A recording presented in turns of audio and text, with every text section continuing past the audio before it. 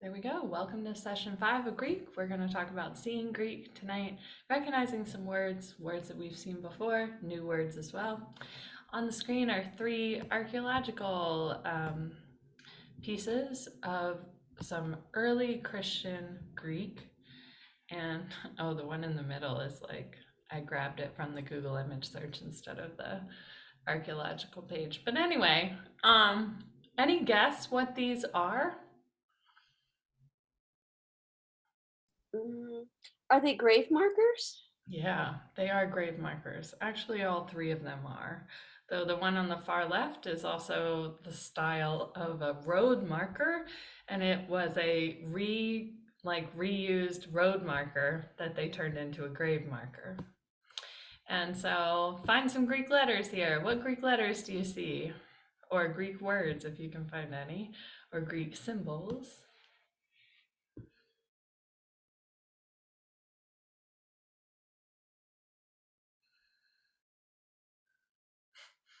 Is this an alpha and omega by the little bird? Yeah, I really like this little bird gravestone in the middle.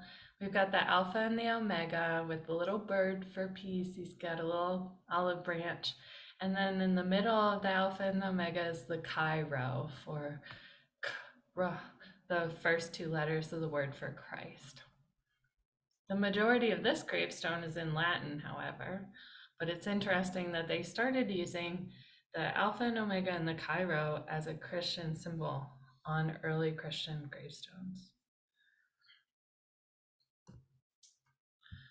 And since all 3 of these are gravestones, I'll just tell you a little bit more. The one on the right is from the 3rd century, and it's the earliest example and a really clear, easy to see example of an early Christian gravestone.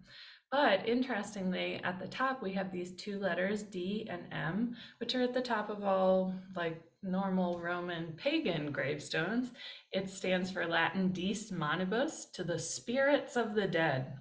And so this is a Christian person, and there's clear Christian iconography on this gravestone on the right here, but they also still use some of the pagan or just Roman customs here. This is found in Greece, but Latin is like the language of trade and the language of all official business. So you would put Latin to feel fancy and a part of that culture. But here we have some Greek, and this is iota, chi, theta, upsilon. And then when we looked at manuscripts last time, we learned that what looks like a C is actually a final sigma. So ichthus, ichthus, ichthus. Ichthus is a word we're going to come back to later. It has a double meaning in Greek, and it is the word for fish. It's the word for fish. And so early Christians started putting fishes on their gravestones as a Christian symbol. And this word ichthus, which has a double meaning.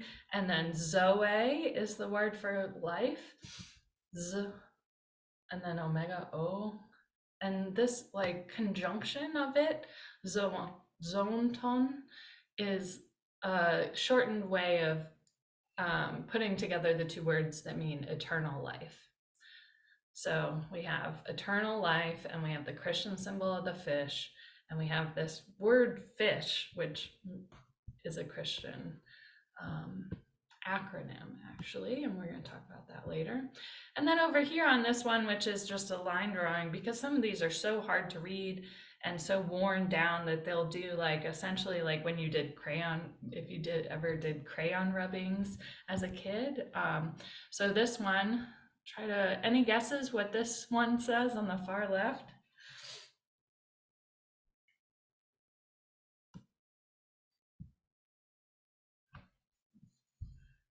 What's the first letter? Theta? Theta, yeah. Theta, epsilon. And then we got something weird. And this is also to show you there's such variance in how the letters are written and even engraved.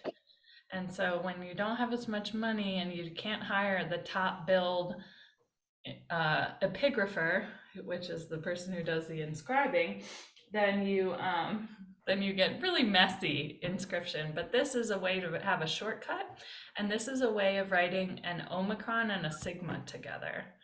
And so theta, epsilon, omicron, sigma, what's that the word for? Theos? God. God, right. So God, and then this is, tell me what these letters are. Well, Chi. Yep, Chi. And then this one looks a little funny, but any guesses? Lambda, is it a combination of some lambda and something else? Close. Good guess. Good guess. It's not a lambda combination. It's not a combination, actually. It's just a different way of writing a letter. Anybody have a guess what this letter is?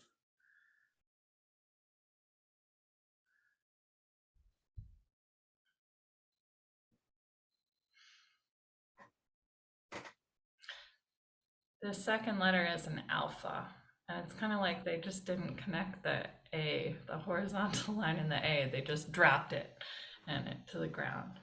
So we have chi alpha. What do you think this letter is?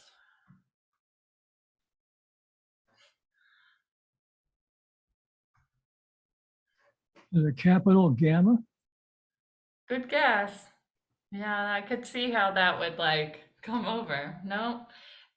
And by the way, if you're not recalling or feel shy about saying the Greek letters, if you want to say the English letter equivalent, you can say that too. Any Is guess? that a Is it a particularly lambda? wimpy tau? No, it's not tau. What? Somebody else had a guess. Is it a lambda? No. It's the one that looks like a P, which is an R. So it's a rho, which looks like a P, but they didn't connect it. So this is chi, alpha, rho, iota. And then this one, do you remember what this one is? It's not a C. And the ending sigma. Right, the ending sigma. So chi, alpha, rho, iota, sigma, charis, theos, charis. This is a phrase, and this was a grave marker, and they just put this phrase. No name or anything of the person. Anybody remember or have a guess what charis theos means?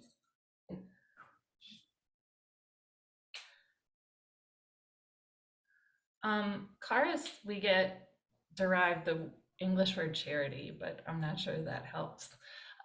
It means grace, so the grace of God, and they just put grace of God on their tombstone. So here we go, guys. We're gonna roll into recognizing and remembering some vocabulary tonight, and particularly maybe some vocab that appears in John 1. And then we're gonna look at that fish symbol and the fish word and what it stands for, and some other examples of early Christian Greek, because, well, I'll talk more about it later. So look at your screen, try to remember the words, first sound it out to yourself, and then try to remember what the word is. Take a look. Try to pronounce it to yourself. Euangelion. Euangelion. This word, gospel. Evangelion, gospel, or the good message. It's a compound word. Pistuo, pistuo. I didn't wait. I'm sorry. Pistuo. This one. Does anybody remember what this one is? Unmute. Or Faith. Faith. Yeah. Have faith or verb faith. This one. Take a look. Doxos. Got your first letter off. No, logos. Good, yeah, logos. Word, right? So next one. Feel free to unmute, guys. We can try pronouncing these. Doxo. Not a delta. That one tricked you again. Sigma. Sigma. O, z, o. Sozo. Sozo. And this one, sozo, is the word for save or heal or deliver, which then sent me down this rabbit hole. As I talked about last week, how gets translated different ways and the implications, but then I started thinking about then the implications, because the word for savior is sozor in Greek, or different endings, but what if we translated that healer instead? This is an important word, starts a lot of sentences in Greek. It's a verb, and it's a specific verb form, but I just want you to know this word because it shows up a lot. Try to pronounce it. Egeneto. Egeneto, or egeneta. This is it happened, it came to pass, gets translated in the KJV, or he, she, or it brought into being. Egeneta. It's kind of like, it's always put at the start of the sentence pretty much, so it's like a breaker, and it says like, and then it happened that da da da da da. Try pronouncing this one.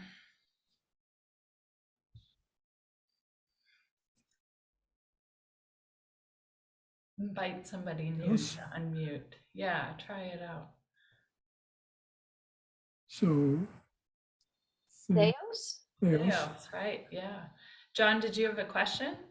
Does that mean, oh, I was just going to say that means God. So Yeah, God or God. This one, we've seen this a couple times. We haven't talked about it, I don't think. Try sounding it out. There's that P looking Ar- letter. This is arche. R, arche, right? Arche. And arche, does anybody know what this word means? Beginning, right? Yes, beginning. Is that what Or- we get archetype from? We get a lot of words from this because it means beginning or a ruler. Maybe because the idea of being first or on top. So we get all kinds of derivatives from it. Like we get archaeology because it's this idea of like being closer to the beginning. We also get all the archy words that have that ending in English, and lots of other things because it means beginning or ruler. Yeah. Arche. Try sounding it out to yourself. This one we talked about last time briefly. Make sure to notice the rough breathing marks that make the h sound at the beginning. Ha, ma, Martia. hamartia. And this one is, anybody remember? Sin. Yeah, sin, missing the mark. Sin, hamartia. This is a new word, but one that appears in the beginning of the Gospel of John that we're aiming to read together. Try sounding it out. Scotia. Yeah, Scotia. Any guesses? It's a noun. I don't know a derivative or a reason you would guess this. That's the word for darkness, because in John 1 we have the word for light and we have the word for dark. Light like literally like sunlight. This word, try sounding it out. There's a delta. Doxa. Doxa. This is glory, like doxology, gives praise to God. Like the woman's name. Amy. I am, to be. And then we have this specific form of it because this one is just really helpful to recognize. And this one is ain. And then this is it was. All right, let's talk about this. Let's talk about the Christian fish. The Christian fish is an early Christian symbol as early as the 3rd century. This thing that maybe you've heard about drawing in the sand, as like a code for Christians is a story we don't know where that came from, but it may be true, because in Rome, in the Roman Empire at the time, there was kind of like you could worship these other religions, but you couldn't really establish, and you still had to stay within the pagan customs and pay allegiance to the emperor. So Christianity was underground for a while. But the this word for fish is kind of a double meaning. And so, you see this on like bumper stickers and stuff, but maybe some people know that this is a word for fish. So again, remember, try pronouncing this. Ichthus, theta. The capital upsilon, remember, looks like a Y and then a sigma. Ichthus. And this stands for this. It stands for Jesus, Christos, Theo, Huios. That's a upsilon, but it has a rough breathing. The word for son is Huios. Soter. Soter comes from the verb sozo. Jesus Christ, Son of God and Savior. So this word fish holds this double meaning that's also a faith statement that identifies Jesus as the Son of God and also Savior. And so it becomes shorthand and put on a lot of Christian tombstones and a lot of Christian documents, but not as much as the cross. The cross really takes off. And then because the Byzantine culture really picks up on like the Cairo cross and all the more decorative crosses, that really takes off in because Jesus died on the cross and that whole thing. But there's a whole body of kind of early Christian writing that is somewhat forgotten about or not as talked about, where early church, they call the church fathers, the church bishops and theologians wrote about like all this stuff about fish and about how like the fish is the best symbol because we're baptized in water, and like about fishing and all these water images. And so it's an interesting stream of thought that gets continued in theology that kind of, I think, got picked up again just by like 1990s bumper sticker culture of American Christianity that picked up the American fish and the ichthus symbol again. So how many people have a fish tattoo like this? A whole lot. So Jesus Christos Theou Huios Soter. Any questions about this?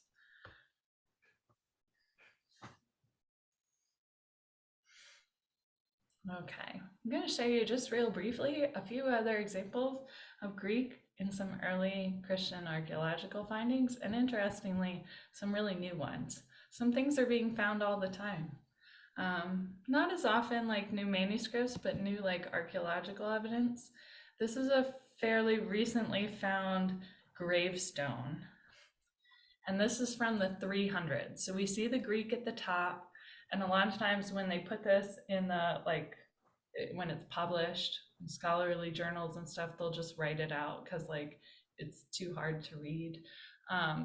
Like a picture of the inscription on stone, but here it is. And so this was a gravestone that was surrounded by crosses, and I didn't realize this until I studied it, but Andreas is a really common Christian name in the Greek and Mediterranean, that it was particularly a really Christian name. So there are lots of Andreas Christian gravestones, particularly for people who converted from not Judaism into Christianity, but paganism into Christianity. From things like this, we actually get a fuller sense of early theology and what people believed about God, because we have the Bible, but it's like interesting to see how early and how people were talking about God in different early parts of the church. So you can see the English translation below here. Andreas, the reader, having lived his life, that's this participle. His bio is the word, another word for life. In almsgiving, having left behind this delusive life, He has taken refuge with the benevolent judge. That's phila anthropon, like benevolent, loves phila anthropon, people loving judge. That's an interesting phrase that was used in early Christianity to describe God. The people loving judge, the philanthropon cretin. Seeking mercy from thy tenderheartedness. He reached perfection. So that's an interesting way to talk about dying. In the month of April on the 9th in the 6th year of the indiction. So, and then they would put these weird symbols after that are like a combo of Greek letters and some other kind of like Proto-Greek that gets held over.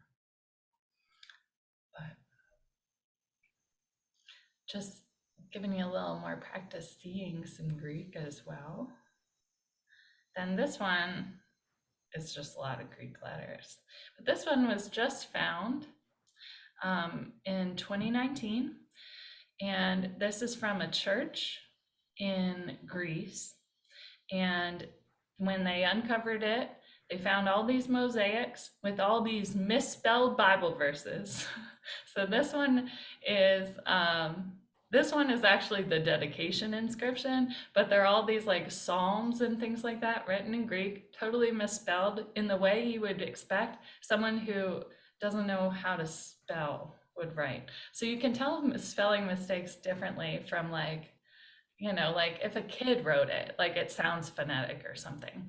But this is a dedicatory inscription, which is interesting because it says that a woman named Susanna gave the money to build this church.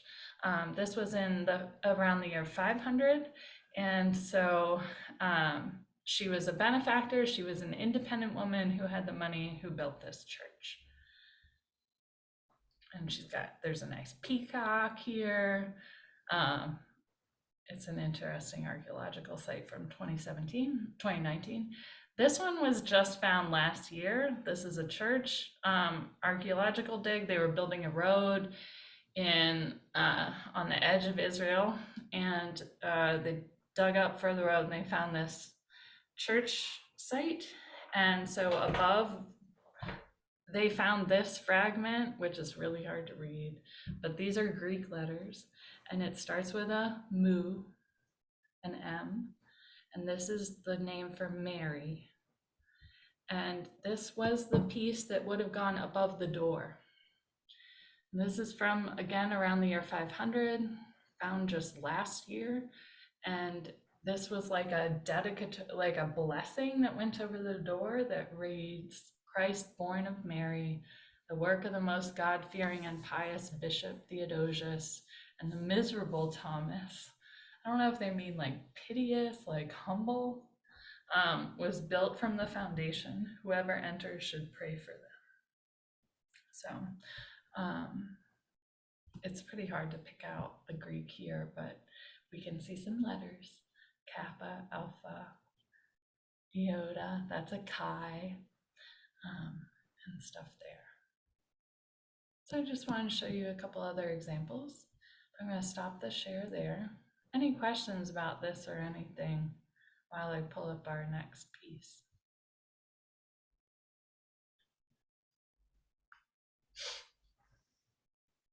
All right, this is where the fun starts. We're going to do this together. And if you haven't used it before, this is a whiteboard in Zoom. And there's this, on the left-hand side, you should have like a set of tools in a white vertical bar. And we're going to do this together. It might be chaotic. Here's the rules. Only I can use the erase button. Only I can use the erase tool. So you can write. We're going to do this together, but only I get to use the erase. We'll see how this goes. When I was learning languages, actually from my high school Latin teacher, she taught with this method, and then I taught with this method. And so what we're going to do is we're going to start by color coding the words and trying to recognize things together and making guesses.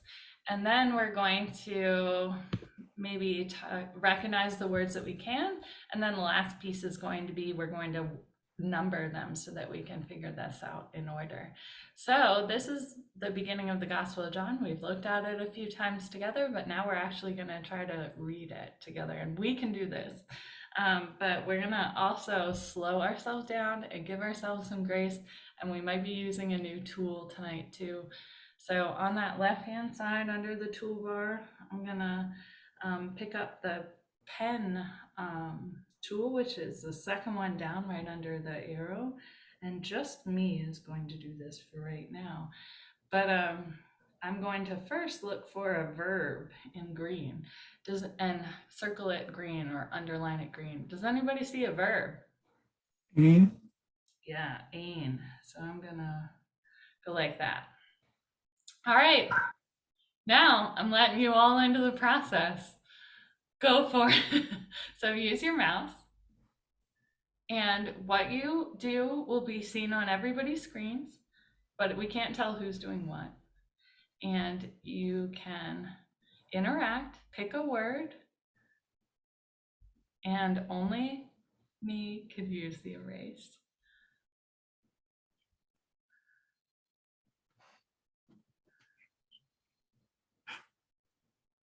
And someone's using the shape. You can use shape or the pen tool.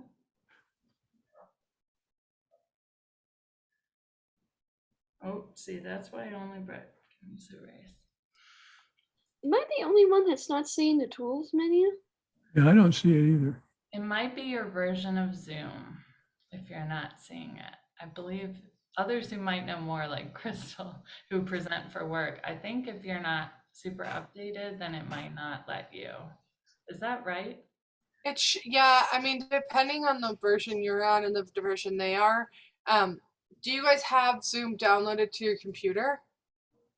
I do, and I've actually used their whiteboard recently. Maybe I'm not What? remembering how to do it. What's your version? Do you know how to find your version? Let me see. 5.4.9. Yeah, so the most recent one, which I don't even have, the one I have is 5.11.3. So it's possible that because yours is at 5.4, you're not able to see this. Now your work may have it set so that you can only upgrade, like, so at Associates, we can't always be at the most upgraded version because OCIO doesn't support the most updated version. So it's possible, Jill, that if yours is work related, they may not let you update to this level. Well, this is my own computer, so I should be able to upgrade to whatever. I don't, obviously that might not be a thing at the moment, but okay. Yeah, I'm sorry, Jill. And Oh, that's someone okay. else who can't interact. Trying to Now I know what to do later. yeah, trying to use a tool. However, it's still kind of clunky. Like it doesn't let me erase like I want to. It's a little. It keeps wanting to erase the whole thing. But good job. All right, we got some things coming up here. So we got some Kais that are. These are red or conjunctions, right? So Kai means and, so these are conjunctions, and that's going to help us also set off phrases from one another. All right, good. We got some nouns coming on. Nouns, person, place, or thing, right? So we got word, logos, theon, and theos, logos, good. Okay, now, wait, let's do pronouns. Purple for pronouns. Also, sorry for those who might be colorblind. I realized after this. And it's not letting me erase like I want. But let's try to use purple and think about, what do pronouns look like? The and a words. Are they big or little? My Alexa thinks I'm trying to call someone. Alexa, off. Cancel. I hope she doesn't call someone. Okay, so the Omicron with the rough breathing, yeah, the ha, that's a pronoun. Good. So the words, those go with the blue ones. Yeah, and arche, that's also a noun. All right. Good job. Now, I probably should have made a second screen for this one or a second one. The other thing I wish this would do is let me zoom in and then move it. If anyone knows how to do that, I can't get it to on mine. So, but now we're gonna take, you could take the typing tool if you have that one. That looks like the capital T to insert text, and take that and write it over like this. So it's gonna look really messy. Yeah. If you go to the zoom in Mhm. and zoom in, and then over in the tools, go to the top one that's got the cursor or the hand. Grab the hand, and then it should allow you to grab and move the thing around. Is that what you were looking for? That is what I'm looking for, but I don't have a hand. I just have the like arrow. Even when you click it, it doesn't pop it to the side? No. Huh. You must be more advanced. I was just able to move your beginning, which I didn't mean to do, but you just grabbed the text box. Yeah, I know how to move Doink, doink, things. doink. I want to move around the screen. Like I want to be able to zoom in and then like move like a map, you know? Is this, when I move it, do you all see that I'm like, right now Yes. we're like not looking at anything? Okay, great. No, we don't. Yeah. No. Anyway. Oh, technology. Anyway, let's try to write some words. I should have double spaced this. I'm going to double space this next time. This word is right, but let's put it by this one. Word. All right, good. We got some people typing. Good. Fill in.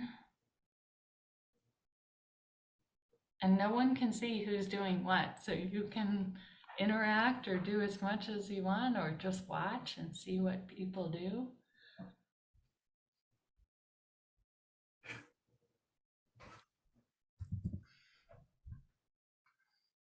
Let me see if I have my Greek Bible.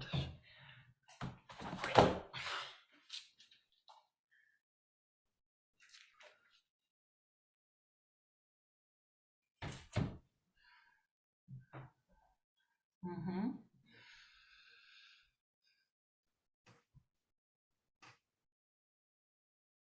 Good. So we've got some duplicate words here.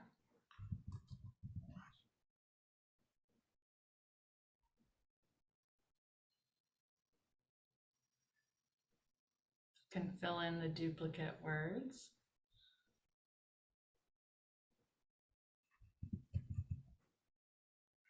Wherever we can.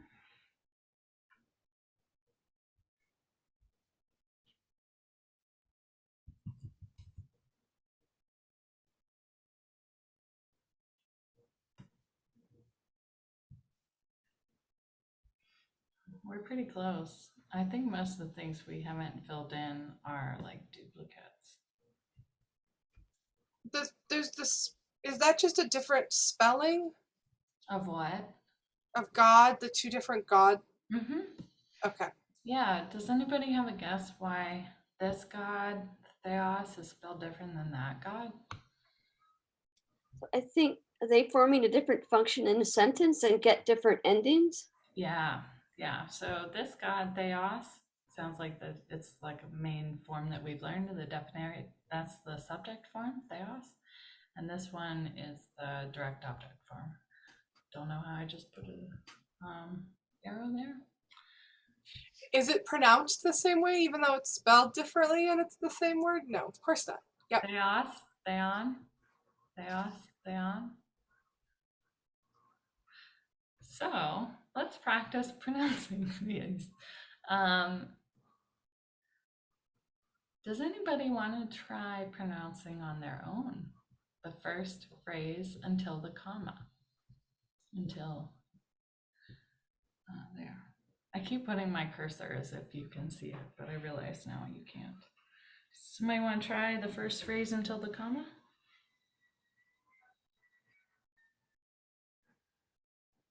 Sure. Go ahead. Hen RKNO logos. Yeah, good.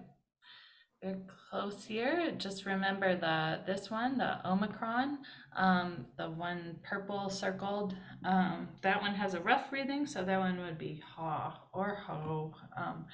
Depending on like Attic Greek, the Omicron, which is an earlier Greek, the Omicron and the Omega don't sound different, but Biblical Greek they do. So I apologize that I kind of mush those. And we do in our English, because we say like logos. But very good, Sophie. NRK, in ho logos. Who wants to try the next phrase until the comma? That one's a little longer. You can go slow. You can sound it out. That helps us all practice.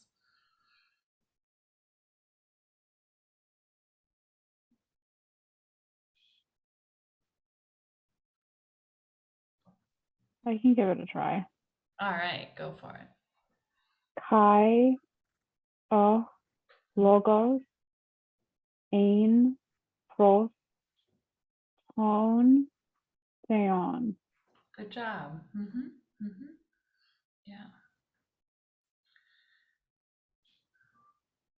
All right, now I'm gonna be like a auctioneer and go one word at a time, and maybe invite some of you who haven't wanted to chime in, and you still don't have to, but I want to invite everybody to unmute if you feel willing. You can unmute and stay silent, but unmute, and then let's go word by word. So, and then just try to pronounce it. The first word starts with a kappa. Kai. Kai. Good job. Second word starts with a theta. Theos. Theos. Theos. Next word. Ein, Ain. Good job. Next word. ha, Oh, Ha. Ha. Yeah. Ha or ho. Oh. And then the next word.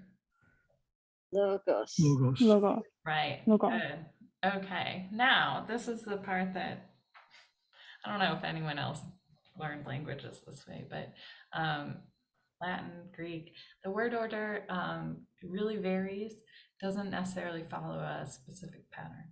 So when I'm translating, the way I learned to do it was just to number the words, and then to translate, I just follow the numbers and fudge it as much as I need to make it make sense, right?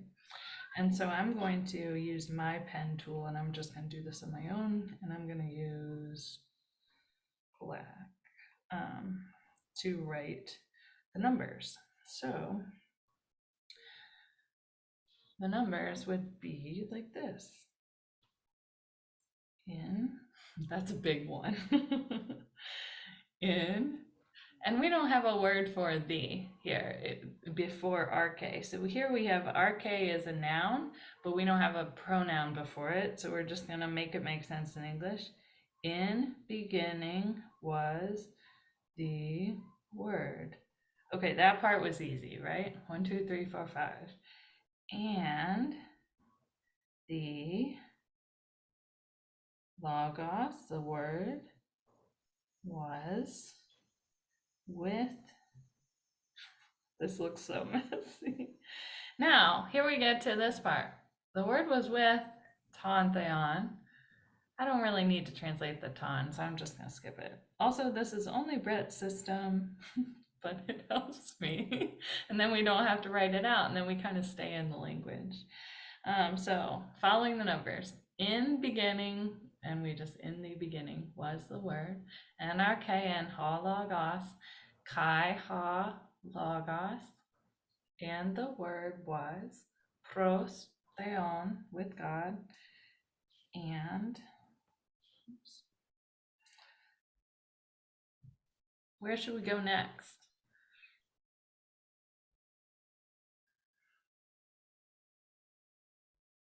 What should I make number 12? Logos?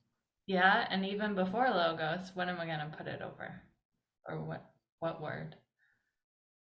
What word goes with logos? Ho. So Yeah. feet.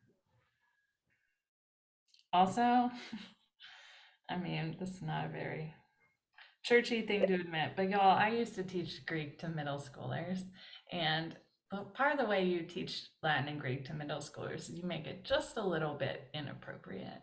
And so pronouncing this ho was sometimes funny to kid children, inappropriate, but and so it helps them remember. So this is really an arbitrary choice of words because there is no reason why we don't actually We don't follow say. and say and God was the word. There's nothing wrong Right? with that. We could say either way. Yeah, there's not right or wrong here. So we could go, and God was the word, or we could say, and the word was God. Absolutely, Sophie. So you could notate. I wonder who first decided to flip the order, actually. Yeah, that'd be interesting to trace back, like even in English translations, if there's like a place at which it's split. And I wonder if it would be traced back to the manuscript history, if there was a manuscript difference where like somebody switched it in the Greek or like what it was, and then they switched it in the English translation. So, NRK and hologos, kai hologos, and pros ton theon, kai theos, in hologos.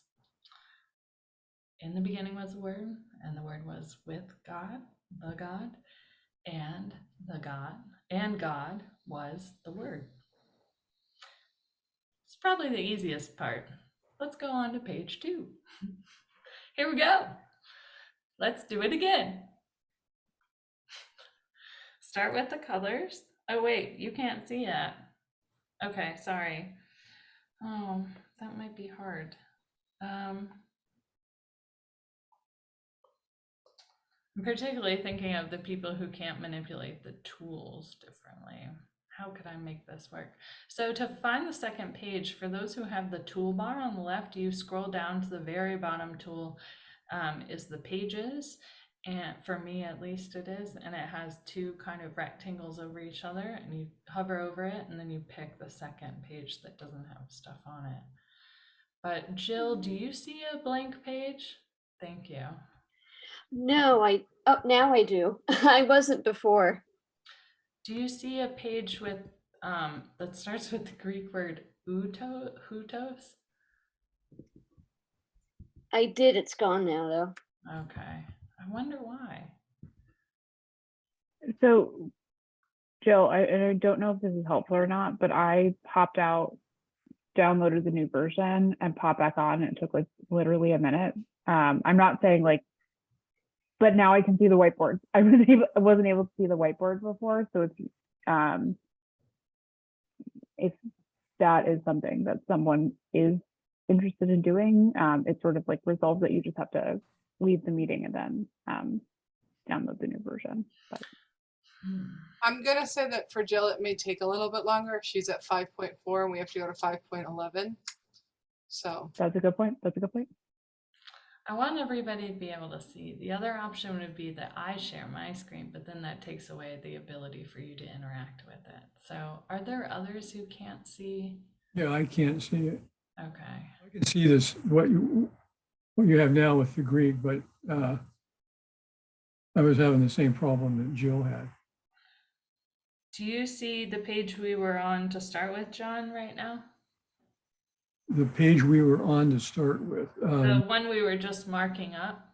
Yeah, I don't see that one. Do you see a page with 1 green box over Greek? Yes. Okay, that's where we are now.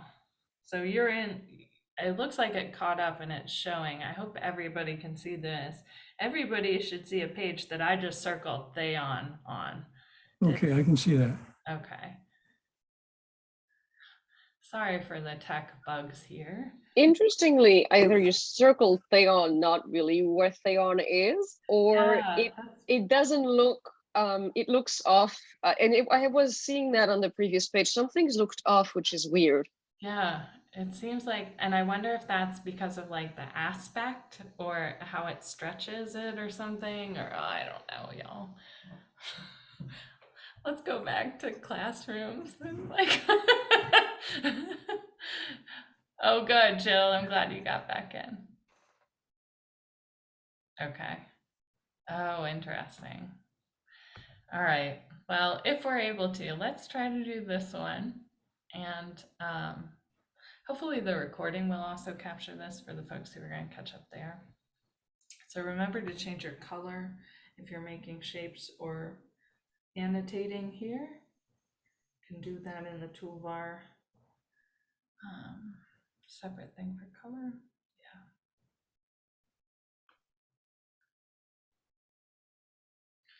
Yeah, not all of the, like some people's shapes and notations line up and other people's don't, but they're approximate, I guess.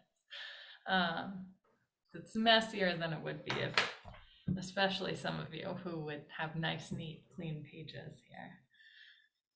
But let's try to find the parts of speech here. Let's look for those pronouns in purple that are going to be the little words that go with the nouns. Let's look for the conjunctions.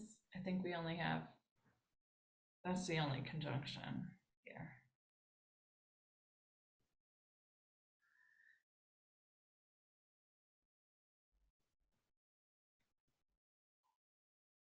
And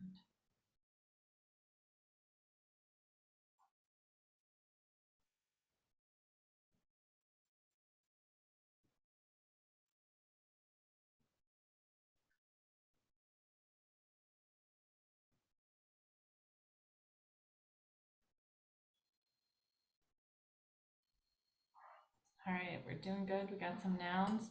I know some of those words in the middle are confusing, but I see a red, yeah, we have a red box that goes over Kai, and that's the only conjunction. And then we've got green for 3 verbs here.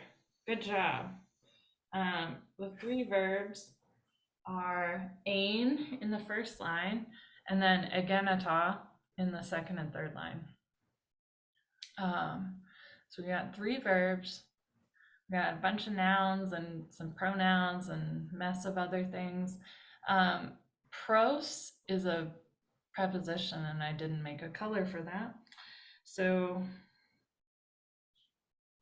we're in the right track. So we're pretty much there. Trying to think what other ones we should hit here. Chorus is a preposition as well. This last word in the second line. Oh, good. You picked a new color to make the preposition. Someone's clever. Good job. And panta is a adjective. Panta is an adjective. Does anybody remember that word? We've talked about it a couple times. I don't think you would. You just had it on one of the icons that you were talking about, I thought. Yeah, true. Yeah. Panta means all. Oh, y'all so clever there with the colors, trying all the things to make it different.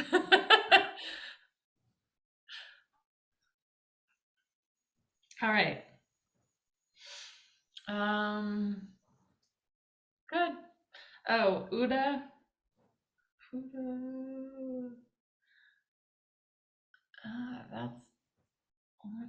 That's kind of a pronoun.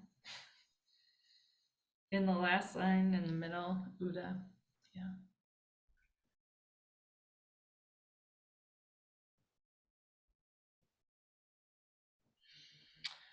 Okay.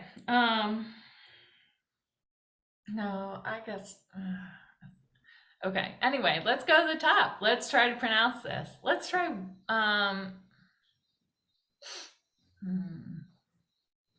Let's try it one. Well, the first line. Does anybody want to be so bold to try to pronounce the first line?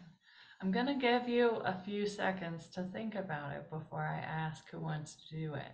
So let's give each other some time to try and catch up, to think about pronouncing this first line.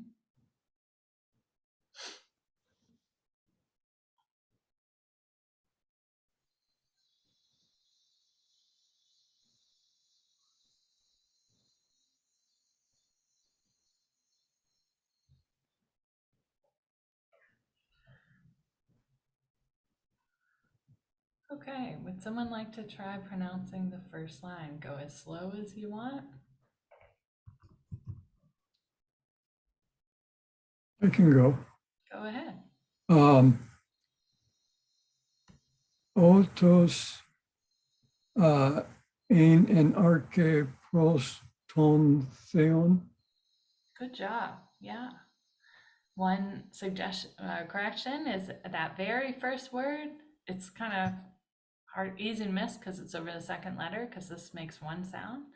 This utos, because it has a rough breathing, we say hutos, hutos. You can put as much or how phlegmy you want to make your rough breathing. That's up to you. Hutos, and how like it's a style thing, whether you want to roll your R's, whether you want to spit when you rough breathe, but utos and arche pros ton theon. Good job. All right, so somebody want to try from this word at the beginning of the second line until the comma. Let me give it a moment and what you think.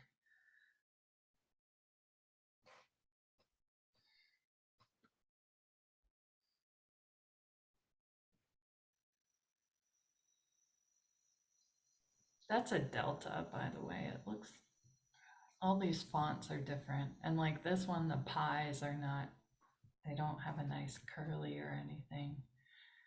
Anybody want to try those 4 words?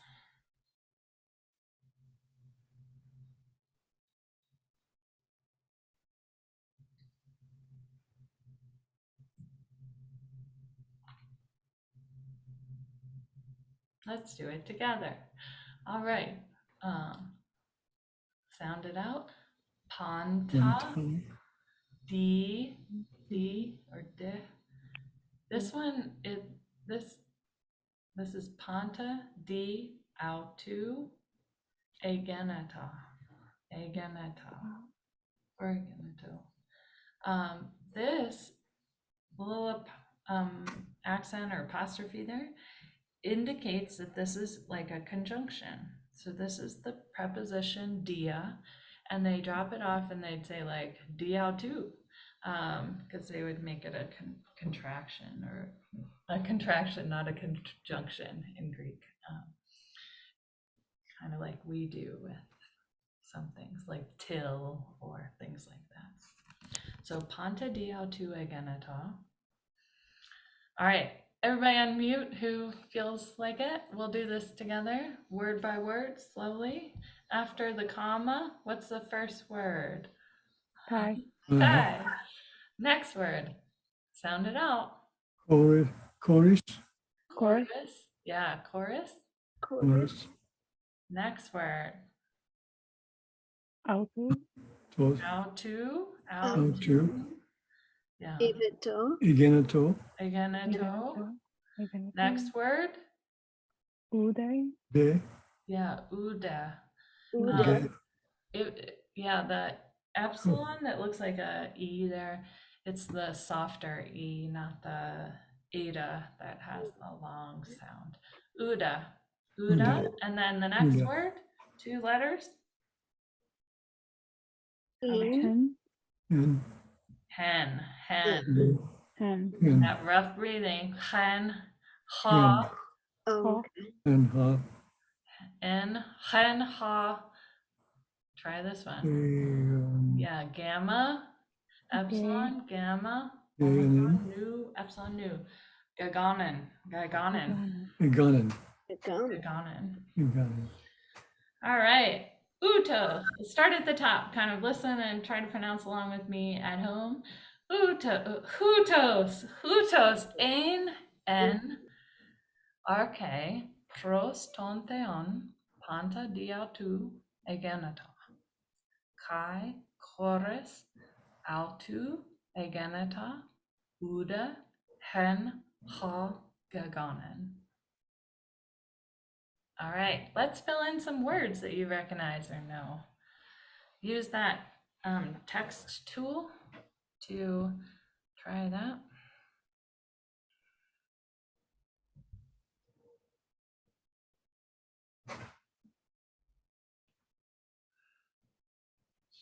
Yeah, grab those ands.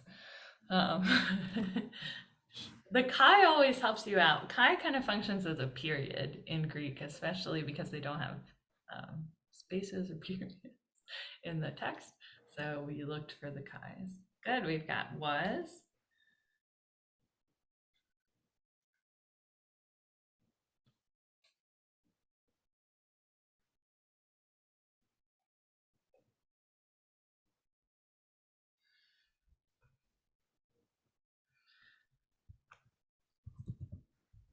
All right, something a little tricky is that the N in the first line is in.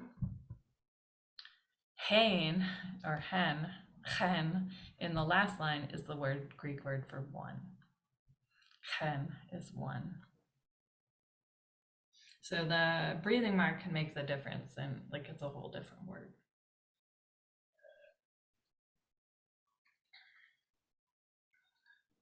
Good job, good teamwork. Another word we haven't seen before in the last line. It's this uda. It's kind of an adjective pronoun. But in this case, it means not, like as in not any.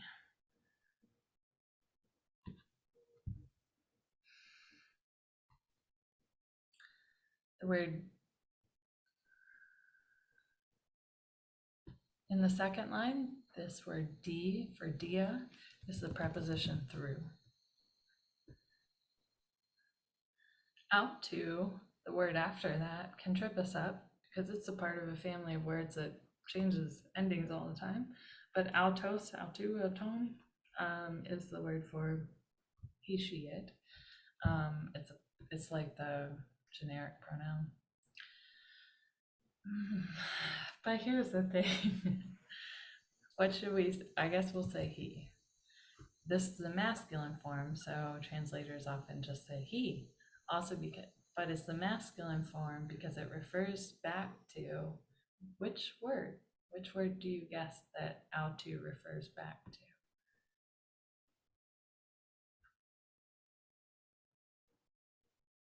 Any guesses? Does that make sense what I'm saying? I just threw some grammar. Theon, presumably. Yeah, so this pronoun he, I was saying it refers back to something earlier, and so it is a masculine form, but it also refers back to this masculine word, God. Again, it's masculine grammatically, not biologically or theologically.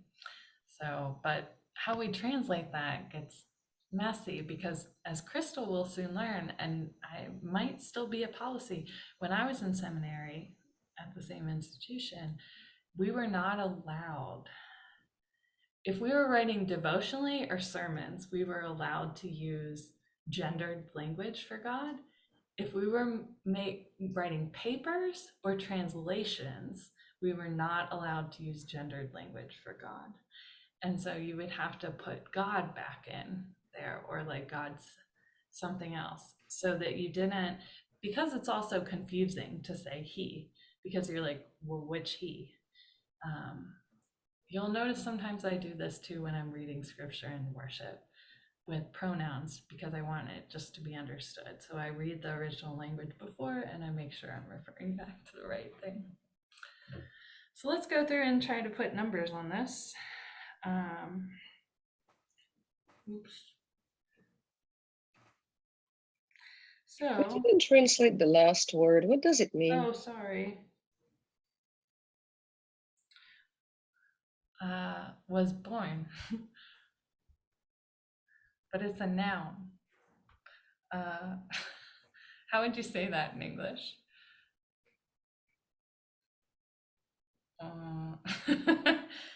Gigeonen. What? Gigeonen. That's how you pronounce it. Yeah, I'll just put was born.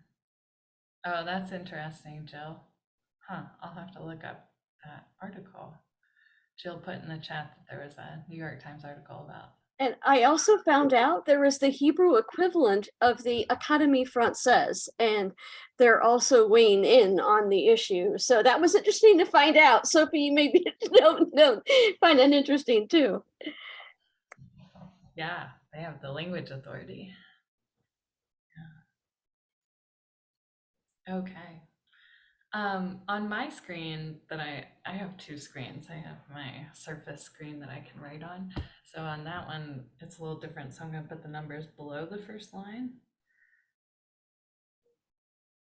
And we could go straight across to translate this. So in your own words, how would you translate the first line?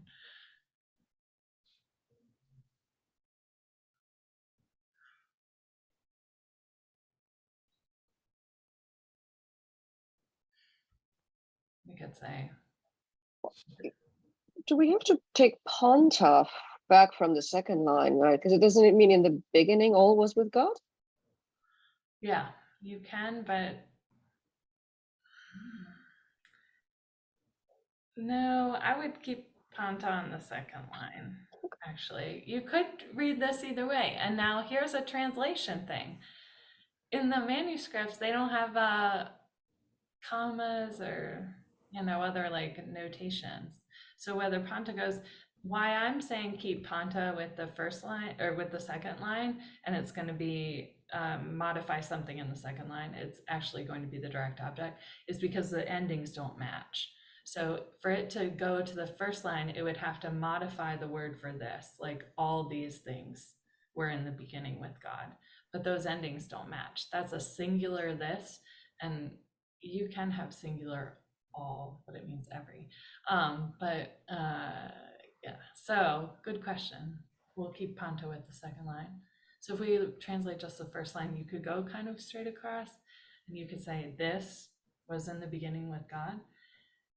In your English, if you looked in English Bible, though, you would see something else. You would say, they would put back in often what the hutos refers back to, which is hologos. So the word was in the beginning with God. But interestingly, it doesn't repeat it here in the Greek. So it just says, this was in the beginning with God, referring back to the word. And we know it refers back to hologos because it's this hutos has the same ending as hologos. So it refers back to that. So this, meaning the word. Oops. Oh, did not mean to do that. This was in the beginning with God. And then from there, we could go like this through Dia. And then come back again to God, also 8 through God. Because we're going to, or we could say through him. So I'll do that. Because we do have a object of this preposition, dia autu, through him or through God, all things. Panta, all things, agenita, happened. Through God, everything happened. Through God, it all happened. Everything happened through God. Those are all possible translations here, but a lot of times in our English we hear, through him all things came into being. We don't have the verb for being here, but that's a fine translation as well. But I like, through God, everything happened. Everything happened through God. So get the Brett version at some point. Keep going. And everything happened through God. And on number 11, and chorus. I thought I typed what that word meant. Now I'm having a brain fart. Oh yeah, without. There's kind of double negatives in this phrase, which was what was throwing me off.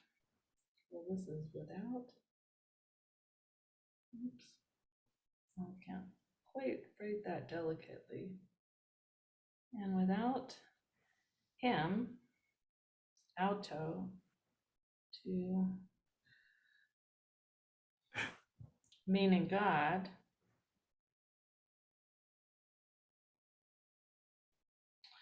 Yeah, it's very complicated. Is it something to say without him, not one would have been born? Mm-hmm. Could Yeah, it? that's a fair translation. Without him, nothing would have been born.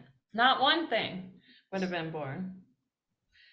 Or you could even to pull that out a little bit more to retain the meaning of agenata, though. Without God, nothing happened, and or not one thing would have been. Without God, nothing happened Brought into being? or Would would that have be? been brought into being. Yeah. Often it's translated, not one thing was brought into being. Not one thing was brought into being. Without God, it would be like this word, ude, not nothing or not one thing. You could also start with the genital.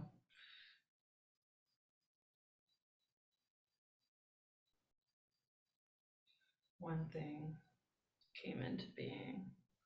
I'm sorry, I think maybe I accidentally erased some things. Born. This is a word for give birth. So, come into being. Questions here. That line was a little messier.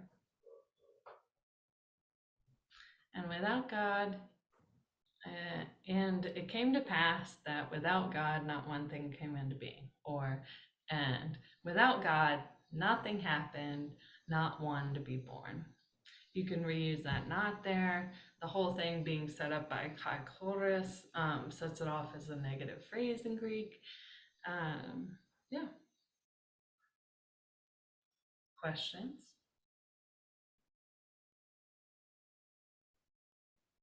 Should we do, well, let's put a pause on it. We could do one more page. Let me see how much I put on the next page. That's a lot. So we'll stop there for now for tonight. But I'm going to close this. And I'm going to send you by email a link with the video. I'll send you a YouTube link to listen to John 1 being read, and it shows you highlights like as you go through. And there are a couple of different people who do it differently. There's another guy's video I found who like similarly marks it up, but it's even more messy, and he like shows his work and he goes through and pronounces, and then so there's a lot of those out there, but I'm going to send you one that I think is really easy to follow, and it's just the pronunciation, and you follow his kind of highlight. So to practice that, and then next time we'll keep reading John 1 together, and it gets interesting from here as we continue in John's prologue and talking about God and light and dark and these kind of things. So we planned for, this is session 5, we planned for one more session, and I planned it for Sunday afternoon this Sunday because Crystal starts Greek next Tuesday. She has to go to Gettysburg for some meetings on Monday night and then drive home and then drive back to Gettysburg Tuesday to start Greek early Tuesday morning.